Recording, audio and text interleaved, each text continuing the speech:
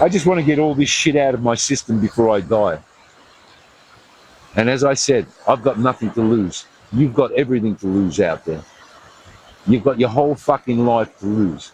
I didn't lose my life. I didn't waste my life. Yes, I've had stagnant moments, but it was a plan to move to the next stage where I'm not stagnant anymore.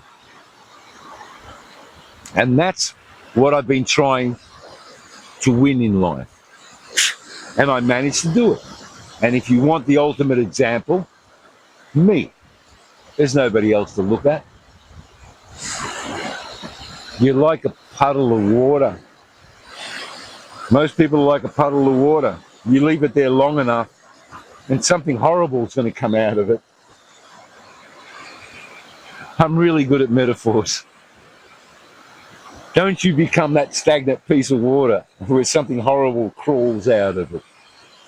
And you can't drink it, it becomes poisonous, but flowing water. And that's where I've been all my fucking life. And most of you bunch is that stagnant little puddle that's rotting away and starting to become smelly. You understand?